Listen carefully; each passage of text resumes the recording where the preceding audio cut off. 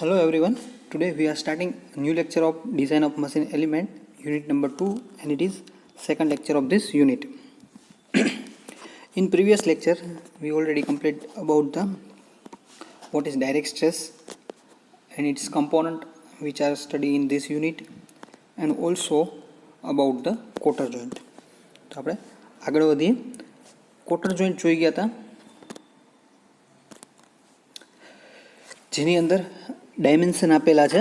તમારી બુકની અંદર પણ આપેલા હશે. એ ડાયમેન્શન અહીંયા યુઝ કરેલા છે. તો સૌપ્રથમ છે એ કોટર 3 પોર્શનનો બનેલો છે, 3 ભાગમાં બનેલો છે. એક ભાગ છે એને કહેવામાં આવે છે સ્પિગોટ, જે સોલિડ સિલિન્ડર હોય છે ને એની અંદર એક રેક્ટેન્ગ્યુલર છે એ ખાંચો આવેલો હોય છે કોટર માટેનો, ઓકે, જેના ડાયમેન્શન છે D3 અને D2. સેકન્ડ કમ્પોનન્ટ છે એ છે સોકેટ, બરાબર. જે સોકેટ છે તો એની અંદર છે એ હોલો સિલિન્ડ્રિકલ કમ્પોનન્ટ છે, એટલે કે સ્પિગોટ છે સોકેટની અંદર બેસે છે વધારે પડતો, એટલે કે એના ડાયમેન્શન છે D, એટલે કે road diameter, socket diameter D1, સોકેટની અંદરનો હોલ છે એ D2 અને સોકેટ કોલર ડાયામીટર D4 જે મેક્સિમમ ડાયામીટર છે. એની અંદર D2નો આખો સિલિન્ડ્રિકલ હોલ, આ ઉપરાંત એક સ્લોટ છે, કોટરનો ખાંચો છે, જે D1 અને D4 પોર્શનની અંદર તમે જોઈ શકો છો, ઓકે. અને ત્રીજો કમ્પોનન્ટ છે કોટર, બરાબર. કોટરની પહોળાઈ છે B અને એની થિકનેસ T લેવામાં આવે છે. તો હવે આપણે કોટર જોઈન્ટની ડિઝાઇન પ્રોસિજર સ્ટાર્ટ કરશું. તો સૌપ્રથમ લાસ્ટ ટાઈમમાં કીધું તો એ પ્રમાણે કે કોટર છે ત્રણેય કમ્પોનન્ટ છે એક જ મટીરિયલમાંથી બનાવવામાં આવે છે, જે મોસ્ટલી રોટ આયર્ન, માઇલ સ્ટીલ અથવા તો એલો સ્ટીલમાંથી બનાવવામાં આવે છે. કોટર છે એને ટેપર રાખવામાં આવે છે 24:1, એટલે કે 24 mmની લંબાઈમાં 1 mmનું ટેપર રાખવામાં આવે છે. એટલે એનો આકાર છે એ વેજ જેવો હોય છે. જો ઉપરથી બેસાડીને એને ટાઈટ કરી શકાય, નીચેથી આપણે ઇઝીલી રિમૂવ કરીએ તો બંને શાફ્ટ છે અથવા બંને રોડ છે એ ડિસમેન્ટલ થઈ શકે, અલગ થઈ શકે. તો આ થઈ ગઈ કોટર વિશેની માહિતી. તો આપણે આગળ વધીએ. સૌપ્રથમ એના જે ડાયમેન્શન છે આપણે યાદ રાખવા જોશે, એટલે એક વખત એને રિવાઇઝ કરી લઈએ. અને એની ઉપર જે લાગતા લોડ છે, કોટર જોઈન્ટ છે એ બંને પ્રકારના લોડ સહન કરે છે, એટલે કે ટેન્સાઇલ અને કોમ્પ્રેસિવ બંને પ્રકારના લોડ છે એ કોટર જોઈન્ટ સહન કરી શકે છે. તો આ લોડને ધ્યાનમાં રાખીને આપણે એની ડિઝાઇન કરશું અને કયા કયા કમ્પોનન્ટ છે અથવા તો કમ્પોનન્ટના કયા ક્રોસ સેક્શન એરિયા છે અને ડાયમેન્શન કેટલા રાખવા એ આપણે જોશું.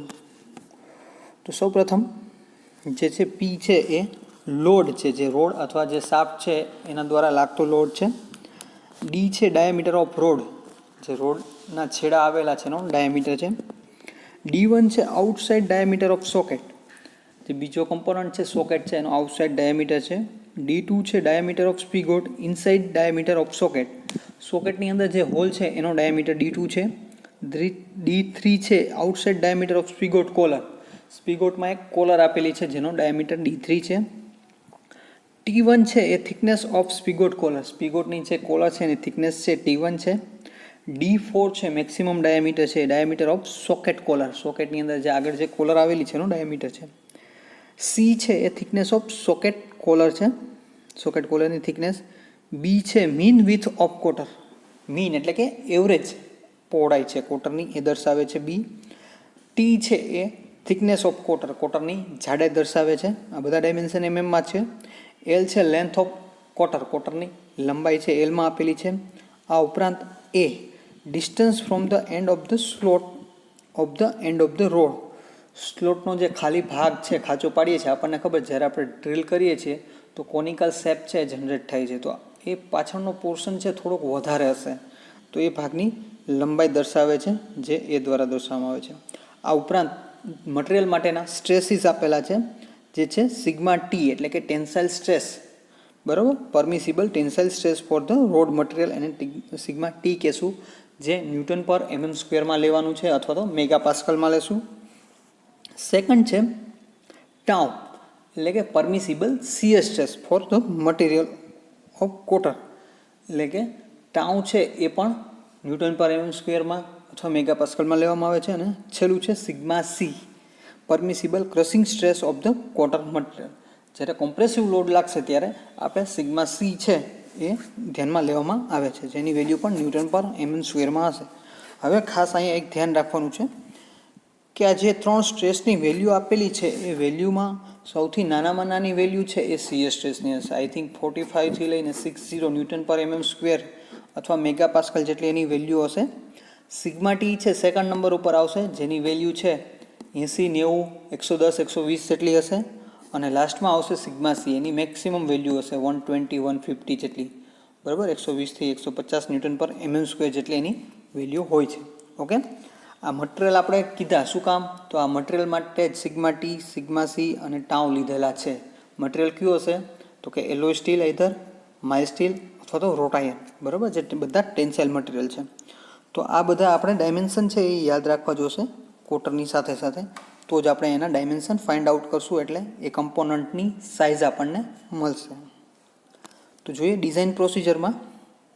સૌ પ્રથમ આપણે છે એ રોડનું ડાયામીટર એટલે કે શાફ્ટના જે અથવા તો રોડ છે છેડાનો ભાગ, એનો ડાયમેન્શન આપણે ફાઇન્ડ આઉટ કરવાના રહેશે.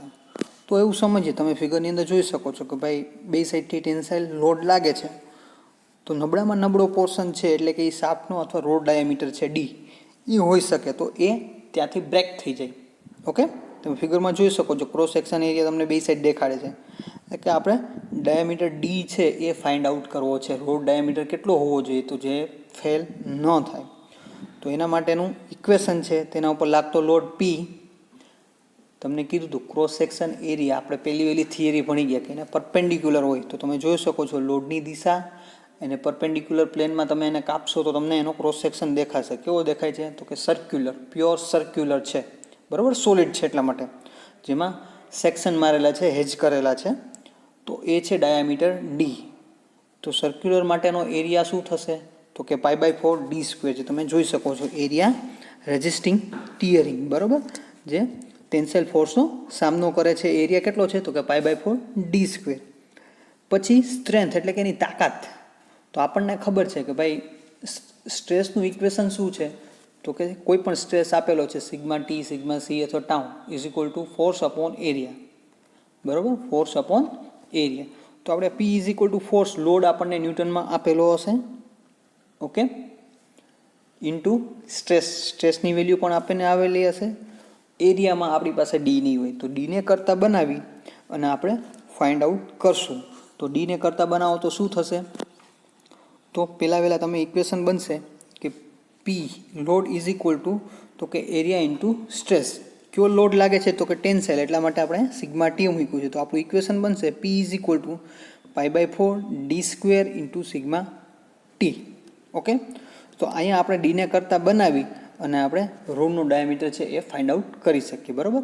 રોડ ઉપર બંને પ્રકારના લોડ લાગે છે, ટેન્સાઇલ અને કોમ્પ્રેસિવ, પણ કોમ્પ્રેસિવમાં ફેલ થવાના ચાન્સીસ ઓછા છે, એટલે આપણે ટેન્સાઇલ ફોર્સ લગાડી અને એની ડિઝાઇન કરીએ છીએ. તમે કોમ્પ્રેસિવ ફોર્સ લગાડીને ડિઝાઇન કરી શકશો, પણ એ છે એ સેફ આવશે, અથવા તો એની ડાયામીટર નાનો આવશે, કે એટલા કરતાં ટેન્સાઇલ લોડ વધારે લાગતો હોય છે, એટલે આપણે ટેન્સાઇલને ધ્યાનમાં રાખીને એની ડિઝાઇન કરીએ છીએ. ઓકે, તો આ સૌપ્રથમ ફર્સ્ટ ડાયામીટર મળશે. પછી સેકન્ડ છે, સેકન્ડ તમે જોઈ શકો છો, સેકન્ડ ભાગ આપેલો છે કે સ્પિગોટના છેડામાં કોટર માટેનો જે હોલ આવેલો છે એ ભાગની ટેન્સાઇલ ફેલિયર કઈ જગ્યાએ? તો તમે ફિગર જોઈ કે હવે સ્પિગોટ છે, સ્પિગોટ કેને કીધો આપણે અહીંયા જોઈએ તો આગળ આ સેકન્ડ ફિગર છે સ્પિગોટની છે. જો એની અંદર કોટરનો હોલ દેખાય છે. હવે હોલવાળો ભાગ છે જેનો ડાયામીટર D2 અથવા D1 આપણે કહીએ છીએ, અને પહોળાઈ છે ટી છે, બી છે, અને થિકનેસ ટી છે, તો અહીંયા એટલો ભાગ ઓછો છે. તો હવે રોડ પાસેથી બ્રેક ન થાય તો ત્યાં ચાન્સીસ કેવા છે? તો કે આ જગ્યાએથી ફેલ થઈ જાય કોટર. તો એનો એરિયા કેવો આવશે? તો કંઈક આવો આવશે. આખો ડાયામીટર છે એ D2 છે, પણ એની અંદર આપણને હોલ આપેલો છે કોટરવાળો, એટલે કે એની થિકનેસ ટી છે અને હાઇટ D2 છે, એટલે કે એનો એરિયા છે એ સૌપ્રથમ છે એરિયા તમારે ફાઇન્ડ આઉટ કરવો જોશે. એક વખત તમને એરિયાનું ઇક્વેશન મળી ગયું એટલે આખો એક્ઝામ્પલ ઇઝી થઈ જશે, ઇક્વેશન ઇઝી થઈ જશે. તો આપણે અહીંયા શું કરશું? તો કે આપણે પહેલાં સૌપ્રથમ એવું ઇમેજ કરશું કે આખો ડાયામીટર છે, એટલે કે સોલિડ પાર્ટ છે, તો એનો એરિયા થશે π/4 D2 સ્ક્વેર. ઓકે, D1 અથવા D2, તમારી બુકની અંદર કદાચ D1 આપેલું હશે તો D1 લખજો, D2 સ્ક્વેર માઇનસ. હવે શું બાદ કરવાનું છે? તો કે આ એક રેક્ટેન્ગ્યુલર ભાગ છે બાદ કરવાનો. શું કામ? તો કે ત્યાં મટીરિયલ નથી, કોટરવાળો ભાગ આવેલો છે. તો એ કેટલું થશે? તો કે એની હાઇટ છે d2 છે અને પહોળાઈ t છે, એટલે d2 ઇન્ટુ t છે એટલું આપણે બાદ કરશું. તો આ એનો એરિયા થઈ ગયો. p is equal two load is equal to શું થશે? તો કે એરિયા ઇન્ટુ સ્ટ્રેસ. કેવો લોડ લાગે છે? તો ટેન્સાઇલ, એટલે ટેન્સાઇલ સ્ટ્રેસ લખશું. તો આપણે area π/4 d² minus d2 into t into sigma t. આ ઇક્વેશન થઈ ગયું. આ ઇક્વેશનના આધારે આપણે d2 ફાઇન્ડ આઉટ કરી શકીએ. પણ અહીંયા જુઓ, તમે જોઈ શકશો કે અહીંયા બે અનનોન ફેક્ટર છે, એટલે કે d2 અને t. તો કોઈ પણ ઇક્વેશનને સોલ્વ કરવા માટે બે વસ્તુ એકસાથે નહીં મળે. તો અહીંયા એક એઝ્યુમ કરીએ છીએ, આપણે ધારણા ધારીએ છીએ. શું છે? તો કે અહીંયા નીચે લખેલી છે note. In actual practice the thickness of cotter is usually taken as d/4. એટલે કે d2નો જેટલો ડાયામીટર છે એના /4 કરશો એટલી tની વેલ્યુ હોય. તો આપણે ઇક્વેશનની અંદર એ વેલ્યુ મૂકશું. તો શું થશે? ખાસ ધ્યાન રાખજો, ઇક્વેશનની અંદર આપણે વેલ્યુ મૂકશું તો p is equal to π/4 d2² minus d2 into d2/4 થશે. ઓકે, તો અહીંયા જે t છે એની વેલ્યુ d2/4 થશે. ઓકે, તો એ વેલ્યુ ક્યાં મૂકશું? આપણે tની જગ્યાએ મૂકશું. તો હવે ઇક્વેશન કેવું બની જશે? હવે ઇક્વેશન એવું બનશે કે ભાઈ સેકન્ડ ઇક્વેશન છે આ, એ કેવું બનશે? તો કે d2 ઇન્ટુ d2/4. ઓકે, આવું બનશે. તો અહીંયા શું થશે? આ d2નો સ્ક્વેર થશે, /4 થશે. હવે તમે પહેલા ઇક્વેશનમાં જુઓ, એમાંય π/4 d2² છે, એટલે બે જગ્યાએથી d2²/4 છે આપણે કોમન કાઢી શકીએ. ઓકે, તો હવે નવું ઇક્વેશન આ રીતે બને કે p ઇઝ ઇક્વલ ટુ, આપણે કોમન શું કાઢ્યું? d2²/4 બ્રેકેટની અંદર અહીંયા શું વધશે? પાઈ વધશે અને અહીંયા કંઈ નહીં વધે, એટલે -1 bracket over into sigma T. Okay, તો આની મદદથી આ ઇક્વેશનમાંથી આપણને શું મળશે? તો કે d2ની વેલ્યુ મળી જશે. ઓકે, શું કર્યું આપણે? ટીની જગ્યાએ આપણે ધારણા ધારી હતી કે ભાઈ ટી છે એ નોર્મલી કેટલો લેવામાં આવે છે? તો કે d2/4 લેવામાં આવે છે. તો આપણે ટીની જગ્યાએ d2/4 મૂક્યા, એટલે d2²/4 બે ટર્મમાં થતા હતા એ કોમન કાઢી લીધા આપણે આગળ, અને π-1 વધશે આપણી પાસે. તો પાઈની વેલ્યુ આપણને ખબર છે, પીની વેલ્યુ ખબર છે, સિગ્મા ટી ખબર છે, તો આપણને d2 મળી જશે. ઓકે, d2 મળી જશે. તો હવે ટીની અંદર એની વેલ્યુ મૂકશું. ટી ઇઝ ઇક્વલ ટુ શું છે? તો કે d2/4. તો ટીની વેલ્યુ પણ આપણને મળી જશે. ઓકે, તો અહીંયાથી આપણને ત્રણ વસ્તુ મળશે. એક ડાયામીટર d મળી ગયો, સ્પિગોટનો ડાયામીટર d2 અથવા d1, તમારી બુકમાં d1 આપેલું છે, ખાસ ધ્યાન રાખજો. તો એ મળી ગયો અને t મળી ગયો. ઓકે, તો અહીંયાથી આપણને ત્રણ વસ્તુ મળી ગઈ. નેક્સ્ટ આપણે આગળ વધીએ. હવે આપણે એનો એ જ ફિગર છે એને આપણે રિવાઇઝ કરીએ છીએ કે ભાઈ એ ફિગરની અંદર જો સ્પિગોટનો ડાયામીટર d2 જોરદાર થઈ ગયો છે, તો હવે એવી સંભાવના છે કે કોટર એની અંદર ક્રશ થઈ જાય. જે કોટર બનેલો છે એ એની અંદર ફસાય અને ક્રશ થઈ જાય. તો શું જનરેટ થાય? તો કે આપણને ખબર છે કે ભાઈ એ એરિયા કેટલો હતો કોટરનો? તમે જોઈ શકો છો d2 ઇન્ટુ ટી. ઓકે, તો અહીંયા આપણે એનો એરિયા લીધો d2 ઇન્ટુ ટી. કેવો થાય છે? તો કે ક્રશ થાય છે, એટલે કે કોમ્પ્રેસિવ લોડને લીધે ક્રશ થશે. તો આપણને p is equal two d2 into T into sigma C આ ઇક્વેશન મળે. તો અહીંયા આપણે શું કરીએ છીએ? તો કે આ ઇક્વેશનની મદદથી આપણે અહીંયા ચેક કરી શકીએ છીએ કે ભાઈ આપણે ટીની વેલ્યુ જે આવેલી છે અથવા ડીની વેલ્યુ જે આવેલી છે એ ચોક્કસ છે કે નહીં. કેમ કે આની અંદર જે ટર્મ યુઝ થયેલા છે આપણે ઓલરેડી છે, આપણે એના ડાયમેન્શન મળી ગયા છે. તો આપણે અહીંયા સિગ્મા સી માટે એની ક્રશિંગની વેલ્યુ છે એને આપણે ચેક કરી શકીએ છીએ. કઈ રીતે? તો કે અહીંયા આપણે પી એટલે કે લોડની વેલ્યુ મૂકશું, પછી આપણને જે d2 મળ્યા છે d2ની વેલ્યુ મૂકશું, ઇન્ટુ ટીની વેલ્યુ મૂકશું અને સિગ્મા સી ફાઇન્ડ આઉટ કરશું. શું ફાઇન્ડ આઉટ કરશું? Sigma C. હવે આ સિગ્મા સી છે એની વેલ્યુ જો ડેટામાં આપેલી છે એના કરતાં ઓછી હોય તો સમજવાનું આપણી ડિઝાઇન સેફ છે, આપણા ડાયમેન્શન ચોક્કસ પ્રોપર આપેલા છે. ઓકે, તો આ ડિઝાઇન સેફ છે. જો એના કરતાં વધારે આવે તો આપણે d2 અથવા ટીની વેલ્યુ છે એ વધારવાની જરૂર પડે આગલા ઇક્વેશન પ્રમાણે. ઓકે, તો અહીંયા આપણે શું કરશું? ચેકિંગ કરશું.